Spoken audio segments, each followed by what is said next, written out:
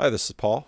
Eric Weinstein's back on Lex Fridman, I think for the fourth time, and I've not quite listened to the whole thing, but I was listening to part of it today, and part of it really caught my attention. Now, there's a number of things. This is sort of classic Eric Weinstein. His portal has sort of stopped. He's been doing other interviews around. I know some of you really love Eric, and some of you are really annoyed by Eric because you've told me so.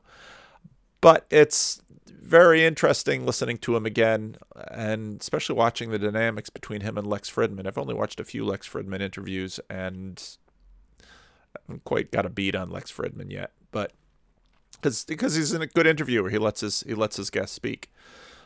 Very interesting, fairly early on, very interesting comments Eric made about the government. It's like, well, we haven't had a government since the Second World War, because that's when the government all sort of comes together, and is very interesting, sort of a one consciousness thing that the U.S. government would be able to see and know and manage and do something in an organized way.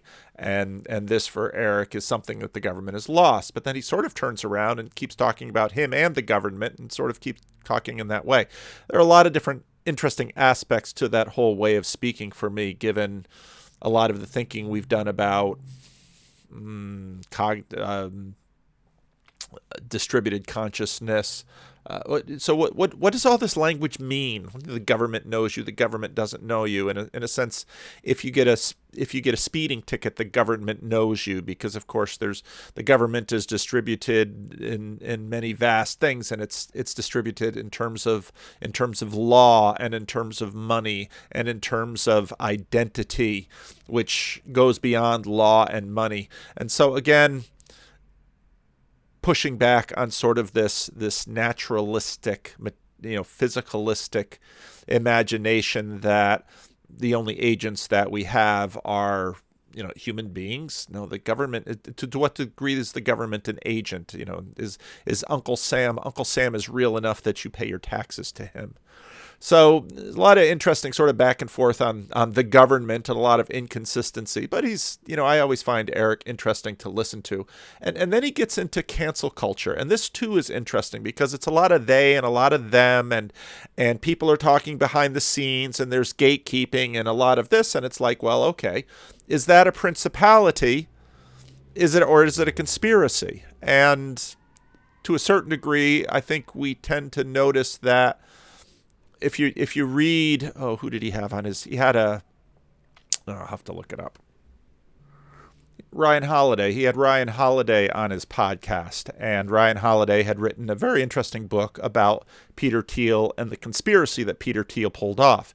And if we define conspiracy in sort of those tight terms, no, cancel culture probably isn't the subject of a conspiracy or a network of conspiracies, when you're sort of limiting it according to secularist rules that we identify persons and agents as discrete individuals, or maybe a conspiracy of named people, but rather instead there is a sort of sense of a collective consciousness, collective implicit agreements. You may never find Verizon and AT&T and T-Mobile getting together around a table to fix prices, because, well, that would be against antitrust laws. But they do have eyes to see, and they can look up the other person's prices, and they can say, well, let's be a little bit more or a little bit less than our competition, and let's all sort of hover around the same price in terms of what we get for our cell phone service. Things like that, where what's behind all this canceling and cancel culture that's going on. But the most interesting part of the video so far was sort of the session on reputational attack. And so I do want to get into some of that. You and I are meant to produce public goods. Now, I sell, and again, meant agency, athletic greens, and I sell Theragun, and I sell Unagi scooters. Those are the sponsors. I shouldn't laugh too hard. I don't have any, so except you all. And Chili Pad. I gotta be honest, I love these products, but I didn't get no FU money in those products into this game for the purpose of selling. I'm trying to figure out, how do you have an FU lifestyle? This is just fascinating. Because, of course, if he were to have an FU lifestyle like Kim and Kanye, who are now split up, who, if we were to have an FU lifestyle, maybe like Bono selling Apple. See, this is where, again, I think principalities and powers talk in the New Testament sort of rings true.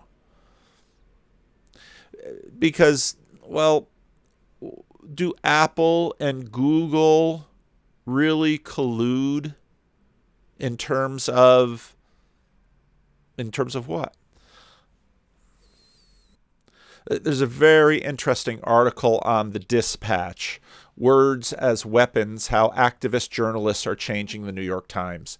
And it goes through this whole strange episode of the New York Times reporter, was it John McNeil, who brought a group of Donald McNeil Jr., who, you get the sense that here's a guy that's worked forever at the paper, and, the people who are running the paper are not heartless machines. Here, this guy's put in his time. He's been a faithful employee. So send him down with the kids to South America. And, well, one of the 17-year-olds in South America, they're sort of the romance of this reporter. He's a gumshoe. He's dismissive. Now he's in his 60s. He's a little cynical. And, well, he got in trouble. Just whole ranges of ideas came off this article for me in terms of how many cultural things. Well, here's his description of what happened. I was asked at dinner by a student whether I thought a classmate of hers should have been suspended for a video she had made as a 12-year-old in which she used a racial slur. So it's probably 4 or 5 years in the past. And so here's a group of high school students going to a very exclusive academy. So these are really elite people. That these people are going on this little New York Times trip to South America to see Machu Picchu with this old gumshoe.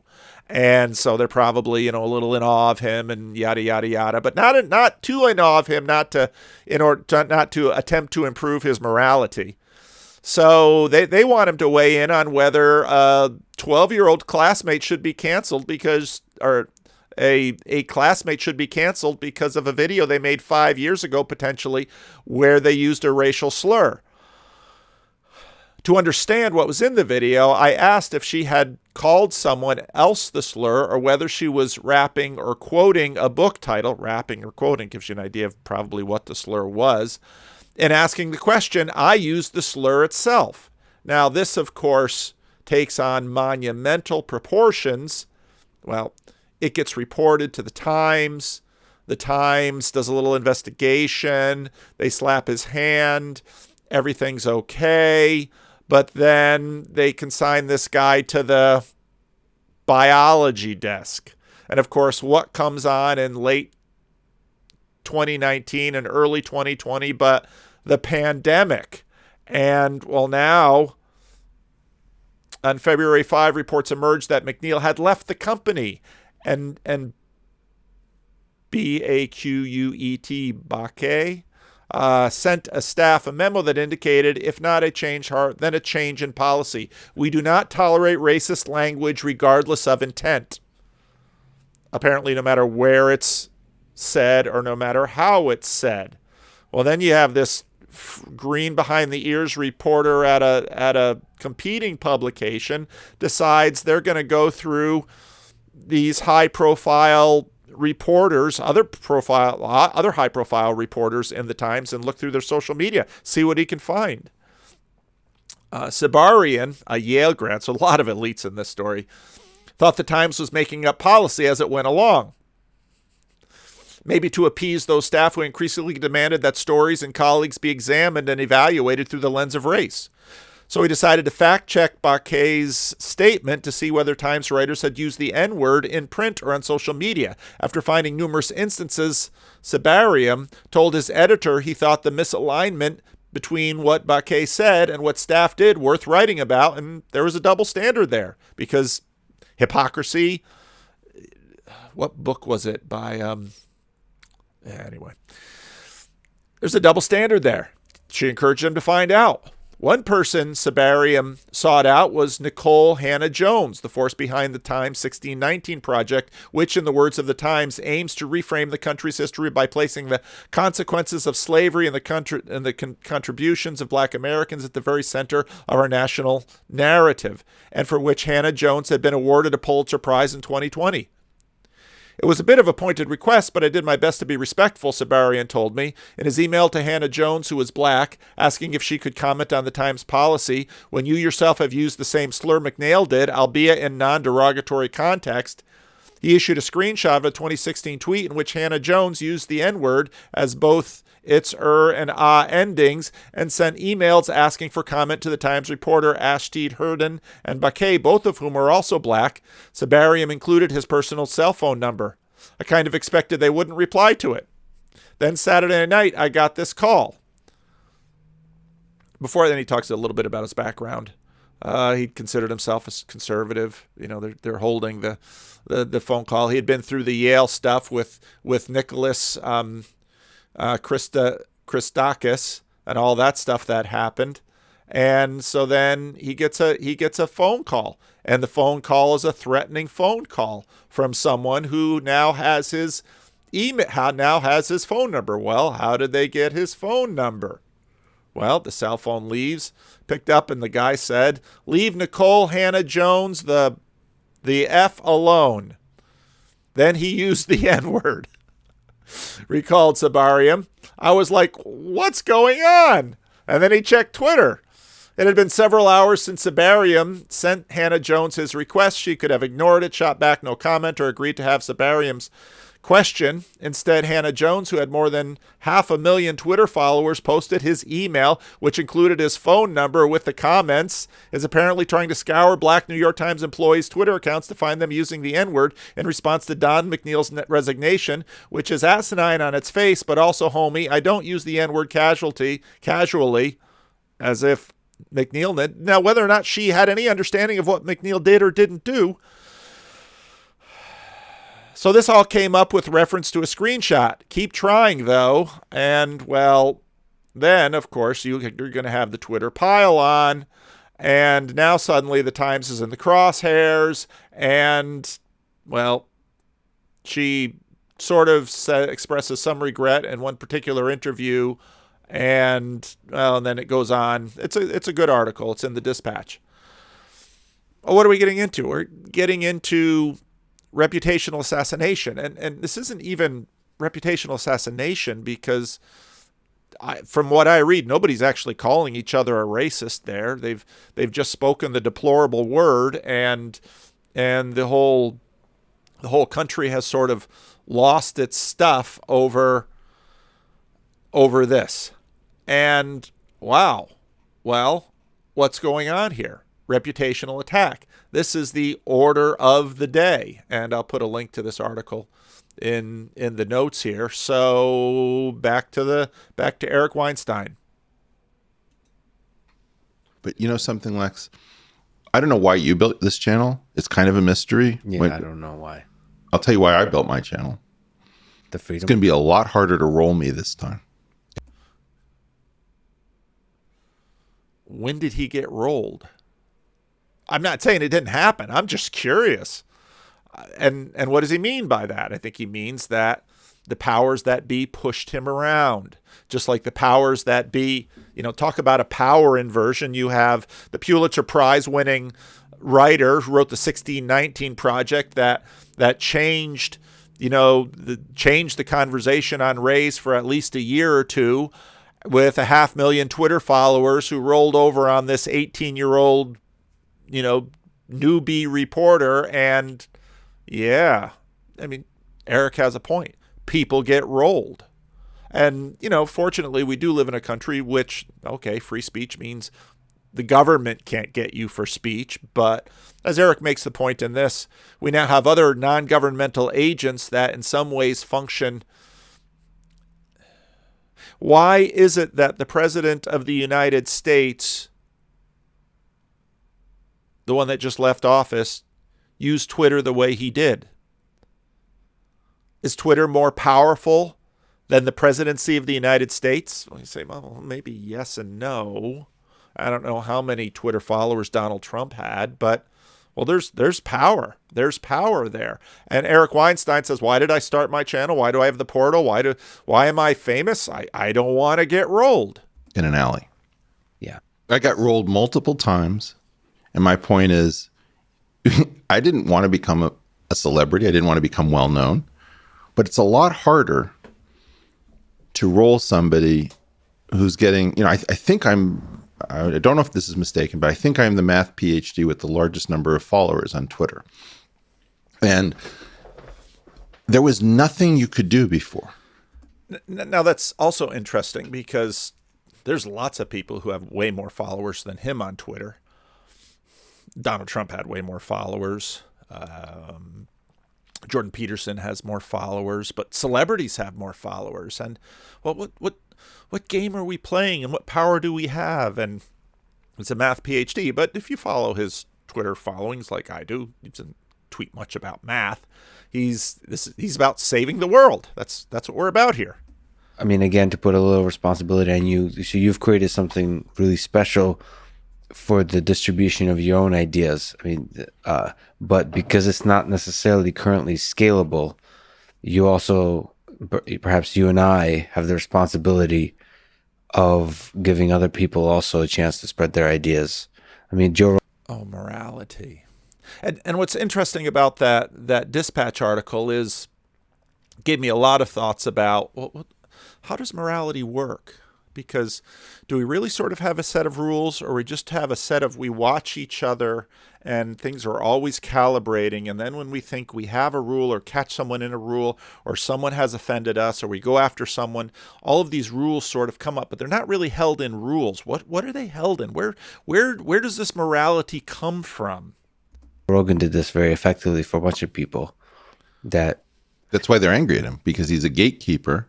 And he let all sorts of people through that gate from Roger. Okay.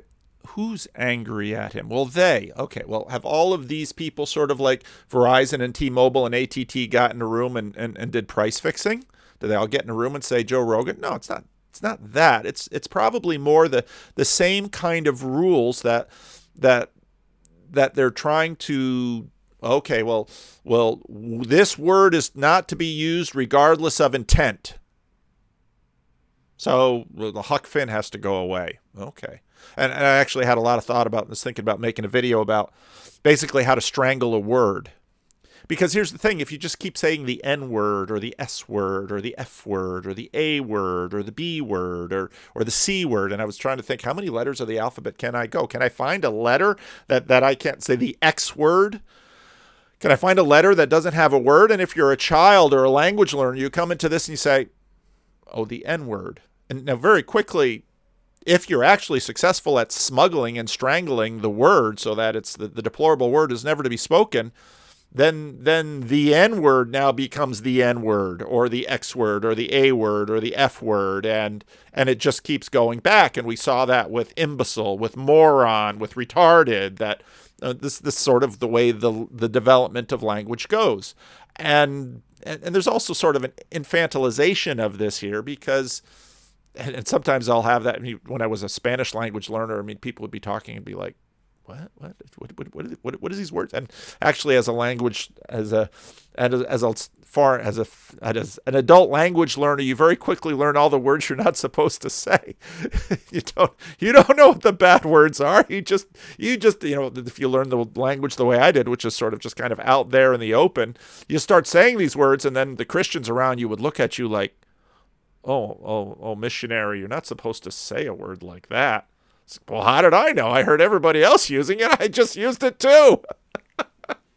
but here we are playing these little language games. And so, Eric Weinstein, he wants to figure out how to get FU money. And yeah, I don't think those sponsors are going to cut it, because those sponsors don't have FU money. I don't know who any of them are.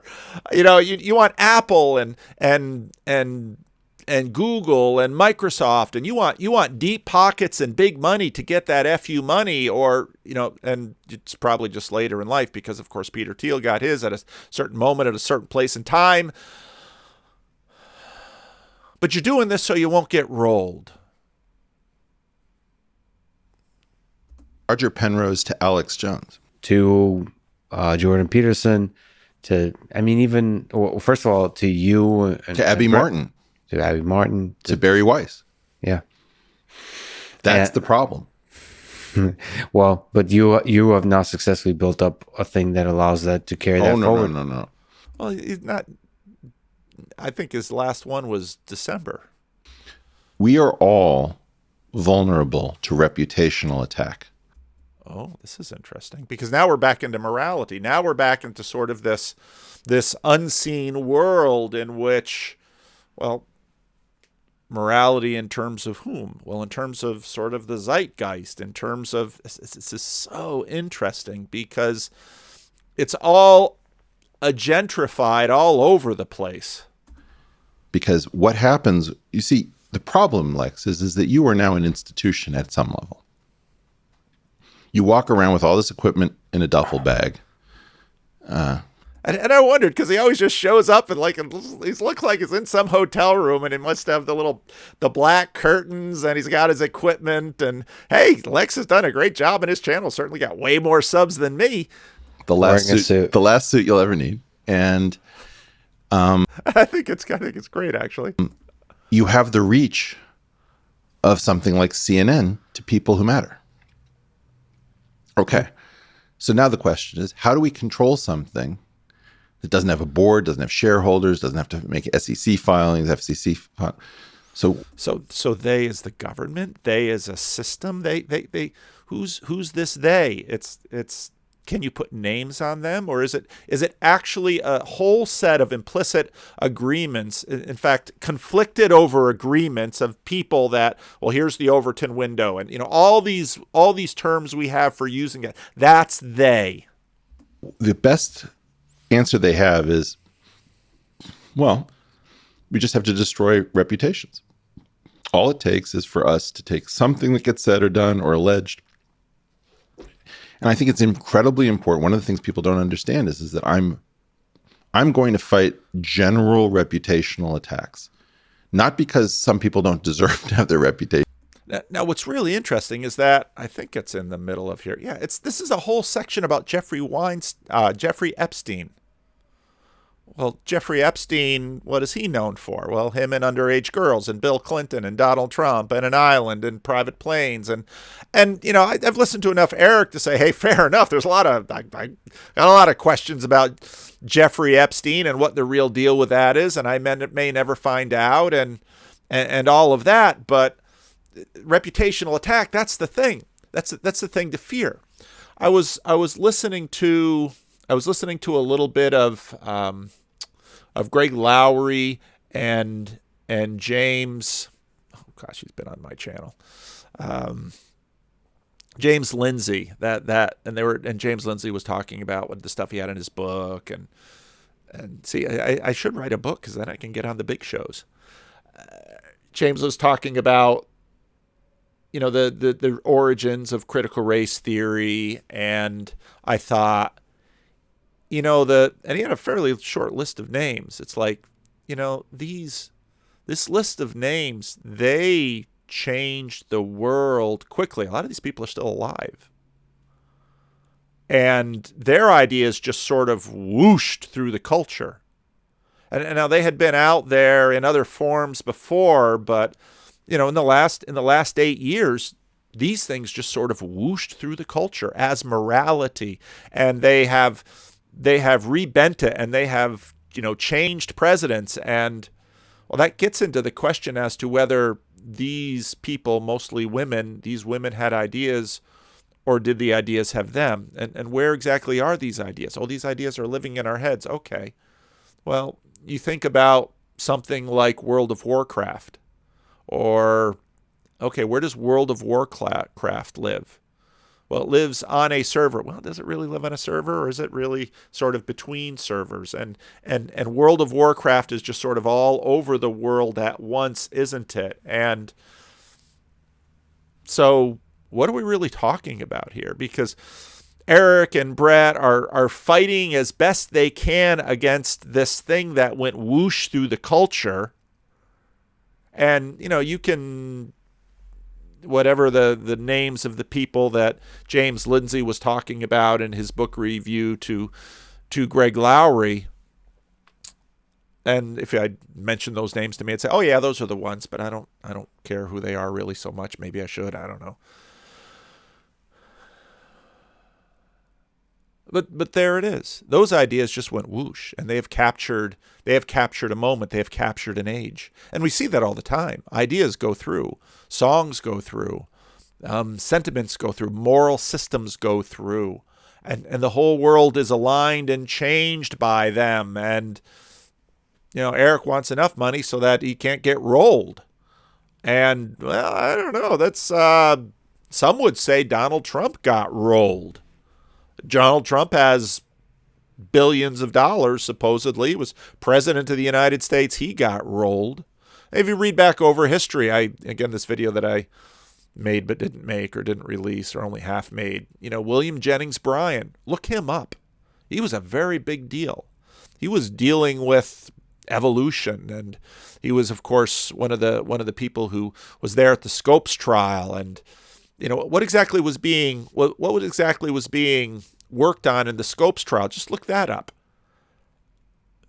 The world is a very strange place, and you want FU money to not be rolled, but we're all vulnerable to this reputational assassination. But the reputational assassination is all just built on this morality, and well, dragged through the mud, but because it's too powerful of a tool to hand it to CNN, MSNBC, Princeton, Harvard, the State Department.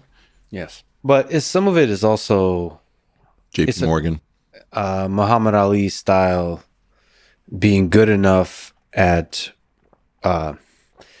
doing everything you need to do without giving enough meat for the reputational attacks. Not being afraid, but not giving enough meat. I don't see why the people who have good ideas have to lead lives that are that clean. If you can do it, you can be messy. Yeah, you should be able to be messy. That otherwise, we're suppressing too many people. Look, 2 billion minds. Yeah. Can you believe Elon Musk smoked a blunt? People tell me this. I have discussions about Elon, and people, can you believe Jeffrey Epstein had sex with underage girls? Can you believe Tiberius? Look up the rest. The rest is history. Tom Holland talking about Tiberius and the reputational hit job that was done on Tiberius, the kind of power Tiberius had, and a lot of you don't even know who I'm talking about in terms of Tiberius. He was the Roman emperor when Jesus lived. Okay. And Suetonius, what Suetonius wrote about Tiberius, I think it's Suetonius. This is a very old game, and well, maybe we should keep our noses clean. No, we're not going to do that. But there's an implicit list of rules on one side or another with respect to smoking pot, acceptable. Having sex with a 16-year-old girl, unacceptable. Well, what about 200 years ago? What about, when I was in the Dominican Republic, check that off on your bingo thing. I once had a conversation. I told this story before. Maybe I'm getting old. Maybe I'm repeating myself. Told a story about the woman who worked in the missionary guest house. She was a full-time employee, and she lived in the house, and she cooked and cleaned and kept it there. And we missionaries would come and go. It was a way for the mission not to spend money on hotel rooms when we went to the capital city. And I asked her one day, just had some questions about her life. And she said, I got married when I was 10. 10? Yeah, 10 years old. She was married when she was 10 years old, probably to a much older man. So where are the lines? Where's morality? Or is morality, again, the critical race people just sort of, this moral system just whooshed through our country, just whooshed through our consciousness. And it's dividing the church, and it's dividing the government, and people are rising and falling. Where is this housed? It's not, it's similar to something like World of Warcraft than something that's in the National Archive under glass. world is a very strange place, and what's going on? And so, okay, reputational damage, attack someone's reputation. No, and actually, Eric Weinstein will say some very Calvinist things in this video. Avi Loeb, the Harvard scientist, who I love that interview. was talking about Oumuamua, that it might be alien technology. He told me this outside the box thinker, when speaking to me about Elon, called him the guy who smokes weed. Why would he do that? Well, because he's working on a slightly different moral framework than, obviously, Eric Weinstein. Now, if a Christian Reformed minister comes on the Joe Rogan and smokes some weed with Joe Rogan, if Christian Reformed minister goes on Joe Rogan and, well, a Christian Reformed minister can have some whiskey. I won't. Christian Reformed minister can drink. Christian Reformed minister smokes some dope on Joe Rogan. Probably not. It's all these different frameworks. And now, in a sense, what Friedman does right here, what Lex does right here, is sort of says, well, Avi Loeb is sort of behind the barrel. So all the cool kids are down with weed, but not down with, old guys sleeping with teenage girls or being uptight about weed. Those things are outside. The blunt. In a dismissive way. Like, this guy's crazy because he smoked some weed. I was looking at him. I was like, why? Wow. Look, I don't think he expressed that in the interview. Of course not. But that's what he thought. So fine. And there's interesting dynamics between Eric Weinstein and Les Fridman. It's very interesting watching the subtle ways that these two relate to each other. I think you should be able to have consensual drug-filled orgies. Fuck perfect lives. Yeah. Consensual drug-filled orgies. Caligula, Nero. Should be allowed to be messy. Yeah, right. I take back my statement. I'm Messy. just saying. Respectability is the unique prison where all of the gates are open and the inmates beg to stay inside. It's time to end the prison of respectability because it's too effective of a means of sidelining and silencing people. And this is sort of where he's a Calvinist, because we're all sinners. And so, but again, there are boundaries. And what's interesting about Eric is that he talks so cavalierly in some of these ways, but then he will very quickly, well, these are these other people beyond the pale, and I won't talk to this person. I don't have respect for this person. These are my group of friends, and again, I'm not criticizing this. We all have this, but in a sense, he's just saying we're not going to have this system. Okay, fair enough. And we can have pot is okay. 16-year-old girls on your private island, not okay. There's that rule. Okay, who makes the rules? How do the rules made? Well, it seems like these women had these ideas and they go whoosh throughout the country. And now this one 60-some-year-old reporter, when some 17-year-old girl comes up to him and asks his advice on a classmate who made a video 4 or 5 years ago where they had a racial slur in it, and should this girl be canceled? And then apparently the kids in the class, hearing the man use the word, chastise him, and he kind of looked at them like, but no, they were right, because whoosh, they're standing in the moral river. They're wielding the moral fire hose. And so, all fairness to Eric Weinstein, I agree in many ways with what he's saying here. People are going to be people, but there's always boundaries, and Eric has those boundaries. And the longer he talks, the more you'll hear his boundaries. And so the question is, well, where is these boundaries and how to navigate these boundaries? And maybe it's just sort of a hopeless thing. Including, it is better that we have bad people in our system than this idea of no platforming people who are beyond the pale, because it's such a simple technique. So how do we, So it's better if it's a hard technique. No, but again, I generally agree with him here. heroic action here on the, Well, for example, having Ashley Matthews on my program. By the way, she was absolutely delightful as a guest. she was I didn't know who she was until he kept talking about her. Anyway, but I thought of this partly because I was working on my sermon this week. And my sermon is actually, well, before we get there, I want to play a little bit of Eric and Jesus, because this came up in the Douthat conversation, which I thought was outstanding. And if I can pull up the right window live here. Here it is. Jesus appeared now before us that we would memify him within minutes, that he would be cheapened by virtue of interacting with... The virtue of believing that Jesus was actually the Son of God is that I think he's immune to memification. You do? Yes. Well, wasn't he humiliated in the streets of Jerusalem by people who did not accept his being the Son of God in your eyes? Right there is it. Wasn't he humiliated? Yeah, in fact, they killed him. Well, do you understand the resurrection as physical or symbolic? Well, actually, on this score, now again, you've heard me on lots of other scores about the physical resurrection of Jesus, the physical actually validates the symbolic because, well, what about Jesus?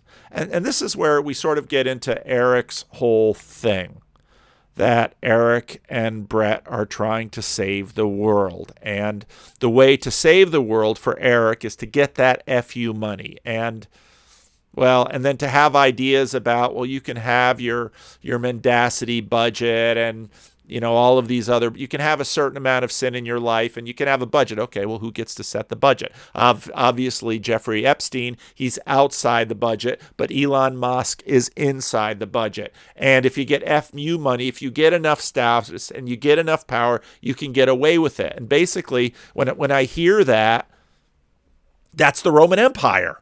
That's the system the world has always used. This is, as Christians say, the way of the world.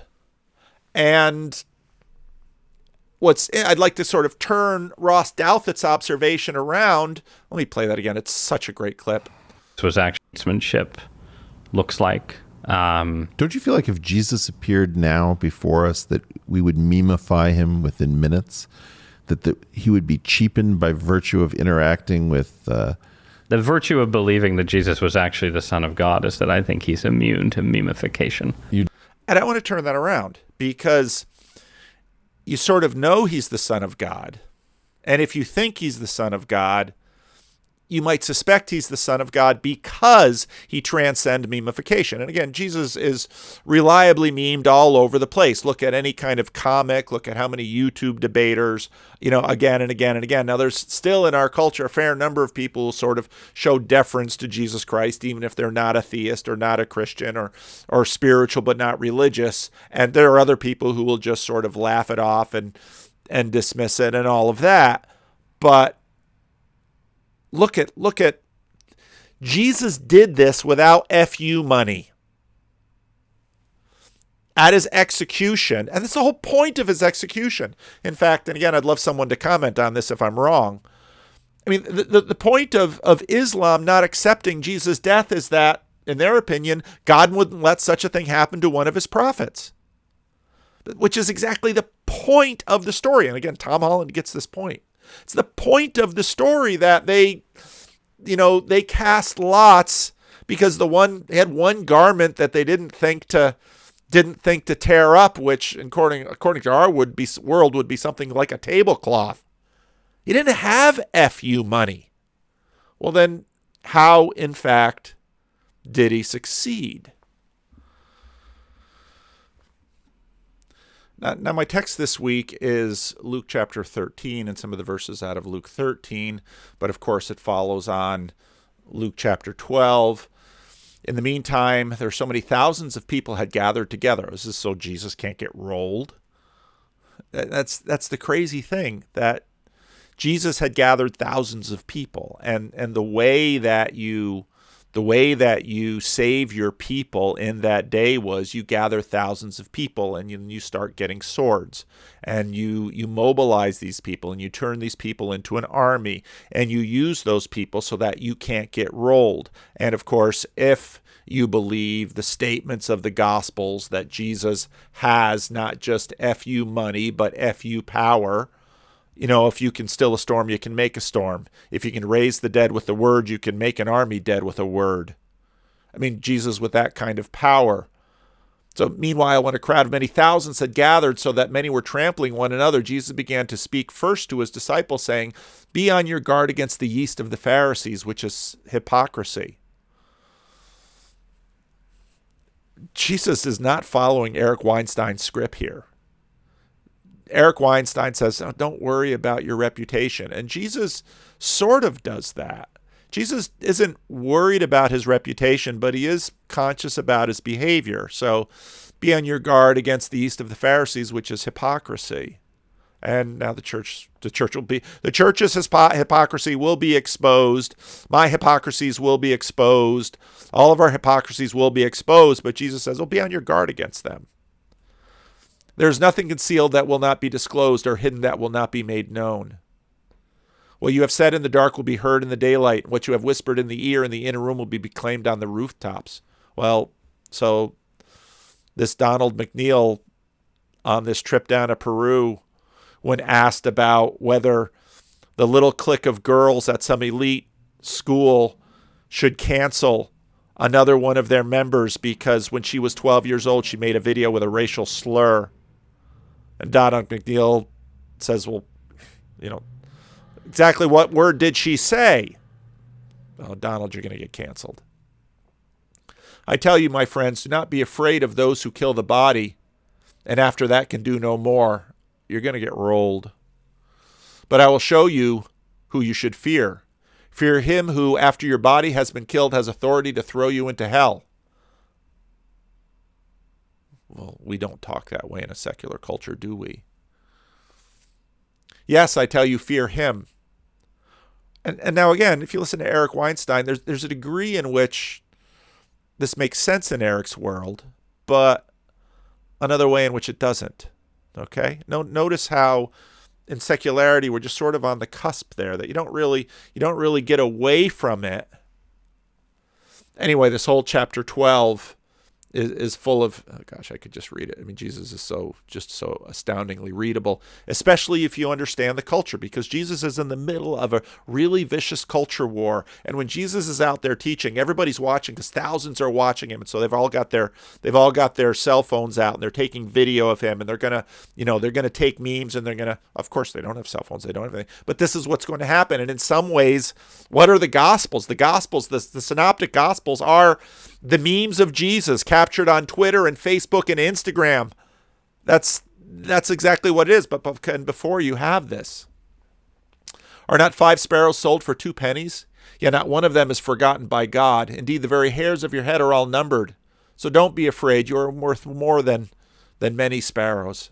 I tell you, whoever publicly acknowledges me before others, the Son of Man will acknowledge before the angels of God. Of course, the Son of Man is the title that Jesus appropriates himself out of Daniel 7. And then he goes on, he has the barn builder, do not worry about your life, Solomon in all his clothes, and this beautiful, do not be afraid, little flock, for your Father has been pleased to give you the kingdom. Sell your possessions and give to the poor. It's not quite the FU money. Provide purses for yourselves that will not wear out, a treasure in heaven that will never fail. See, here's the thing. If Eric wants FU money and Apple comes a-knocking, what's he going to say? Because the conspiracy, the they and the them, it's a conspiracy of money. It's a conspiracy of power. It's a conspiracy of people who have gotten around a certain table. And so once you get around that certain table, and Eric might say, if I get around that table, then I will never. Okay, well, maybe not, but you might be kicked off the table, at least if you listen to your own words about they and them.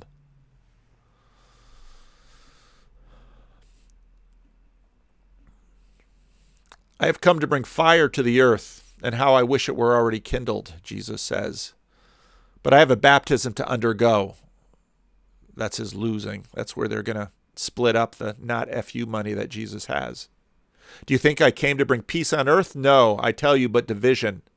From now on, there will be 5 in one family divided against each other, 3 against 2, and 2 against 3. There will be divided father against son, and son against father, mother against daughter, and daughter against mother, mother-in-law against daughter-in-law, and daughter-in-law against mother-in-law. He said to the crowd, when you see a crowd rising in the west, immediately you say, it's going to rain, and it does. And when the south wind blows, you say, it's going to be hot, and it is. Hypocrites! You know how to interpret the appearance of the earth and the sky. How is it you don't know how to interpret the present time? So they're in the middle of this raging culture war. Now there were some present, or just came there at that moment, that told Jesus about Galileans whose blood Pilate had mixed with their sacrifices. Now what's interesting about this is, in the middle of a culture war, and Jesus, well, sort of like Eric Weinstein or Jordan Peterson or one of these characters, there's just a little bit, they're not really, it's not Donald Trump, and it's not Joe Biden, and it's not McConnell, and it's not Schumer and Pelosi. People, of course, well, where is Jordan Peterson? Is he on one side or another? And kind of hard to tell.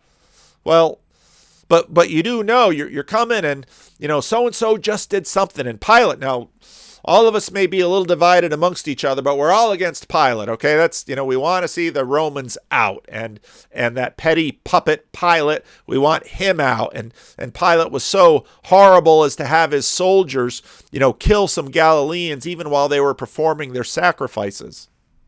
Now, one of my favorite go-to books on the Gospels are bunches of books by a scholar named Kenneth Bailey, and Kenneth Bailey lived for years in Lebanon during the Civil War. And I think in a lot of ways that influenced his reading of the gospel. He talks here about civil and national violence spawns incredible rumors. One real massacre is enough to create stories about 10 others. The present writer has recently completed 18 months of agonizing with the Lebanese people in the Civil War of 1974 and 1975. The war was sparked by a massacre of 28 on a bus on the outskirts of Beirut.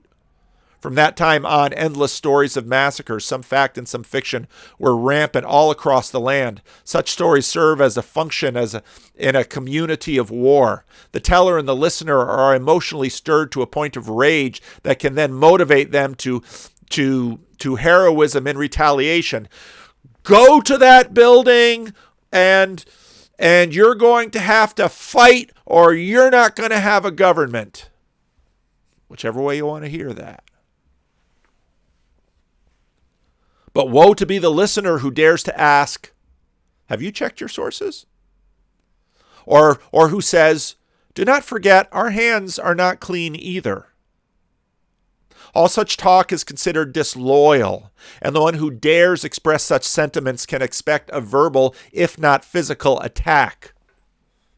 And this is actually exactly what Eric Weinstein is talking about. And in many ways, Eric Weinstein is asking that people kind of step back and at least have a conversation. But all of the dynamics are there, right? On both sides, right? Don't we see it all the time? The brief report in the text has all the characteristics of such a violence-inspired rumor. Pilate's soldiers could be so insensitive to Jewish religious practices as to attack worshippers in the very act of offering a sacrifice. But such an incident would hardly have escaped Josephus. He talks about the question of historicity again. A modernization of the same incident could go up to a Christian village in the Lebanese mountains and announce, they came into the church with their machine guns and gunned down the faithful in the very act of participating in the Holy Eucharist. The blood of the worshippers was mingled with the holy wine on the altar. Now what do you think of that, Jesus? You could still a storm. You could raise the dead. Go with us down to Jerusalem and stop the evildoers from their evil things. The listener must answer with sympathy and denunciation. In the case of Jesus, if this commitment to nationalistic goals is suspect, as Dodd suggests, and I think Dodd is right, then the report may well be intended to measure his loyalty to the national cause. Did you say the N-word? Doesn't matter how you said it. Well, when I say the N-word, don't you say it in your mind? If you say it in your mind, well, we're going to smother the word. And so when you grow up and your child listens to you and says, well, the N-word, the N-word. Daddy, what's the N-word? Just never you mind about the N-word, son. Just never say it.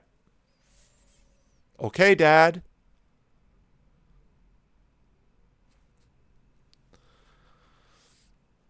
If he does not want to voice indignation, denunciation of Roman brutality, then it's safest for them to walk away with Amos's admonition to silence as an operating principle. The voicing of such a denunciation would be problematic.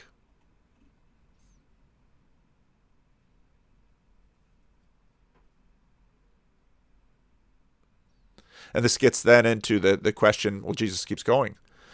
Jesus answers, okay, down to Jerusalem, we're going to take out the Romans.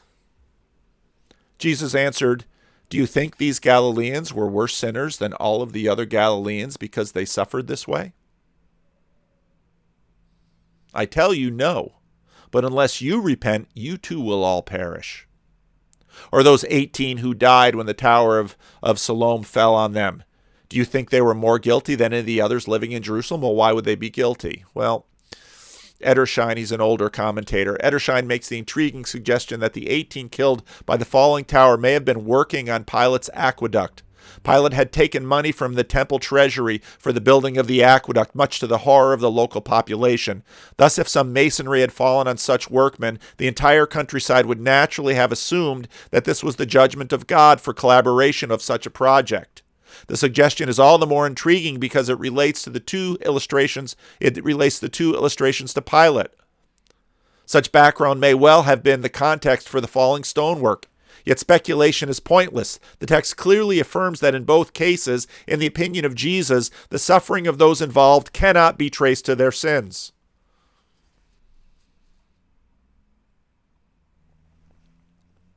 Or those 18 who died in the Tower of Siloam fell on them. Do you think they were more guilty than all the others living in Jerusalem? I tell you no, but unless you repent, you will all perish too. You can see why Jesus dies alone. No FU money. Then he told this parable. A man had a fig tree growing in his vineyard, and he went to look for fruit on it, but didn't find any.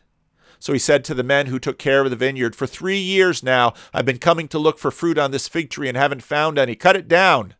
Why should it use up the soil? Sir, the man replied, leave it alone for 1 more year and I'll dig around it and fertilize it. If it bears fruit next year, fine. If not, then cut it down. The time is short. In studying Luke 13, 1-5 with my Middle Eastern classes, the present writer had often had students marvel that Jesus was not physically attacked on the spot. The call for repentance is thrown in the face of nationalistic enthusiasts who stand in opposition to Roman oppression. Those who fight for a just cause often assume that the struggle for the cause makes them righteous, even if it's just a mental struggle. It does not. That's what Jesus says. You're righteous for the cause. It doesn't make you righteous. But I want to earn my righteous. I want to earn my inheritance. Sermon last week. What can one do to earn an inheritance? Nothing. No one can earn an inheritance. It's always a gift. It does not. The more intense the struggle for justice, the more oppressed tend to assume their own righteousness. This assumption of righteousness at times expresses itself as arrogance that refuses any criticism. The subconscious rationale seems to be, our cause is righteous, thus we are righteous. Furthermore, after all that we have suffered, how dare you inflict any more wounds on us by your criticism? Attitudes of this type are on occasion surfaced on both sides of the barbed wire in the Middle East in the past 30 years. Only the strong and the brave can dare to endure the wrath of such oppressed and turn the attention away from the criticism of the hated enemy to painful self-criticism in the warning. Unless you repent, you all likewise will perish. There's no FU money that can save you from this. Well, here's the thing. Do you have FU money? I don't. I suspect Eric's got sponsors that I don't even know about. Eric's got way more Twitter followers than me. Eric's got way more subscribers on his YouTube and on his podcast than me. Eric's a couple years younger than me. Eric's got a friend who's a billionaire. Eric's far on his way to FU money than I'll ever be, and I might be further along than you.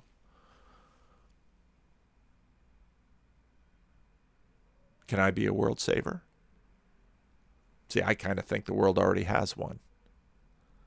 And that if you want to participate in his world saving, you participate in what he does.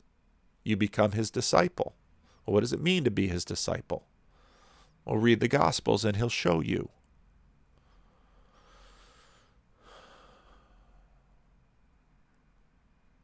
And what's really amazing is that a lot of Eric's calibration about what is moral and immoral, and including those of his enemies, all come from this guy who had no FU money. Enough for now. Not my rough draft. I'll have to work on that tomorrow.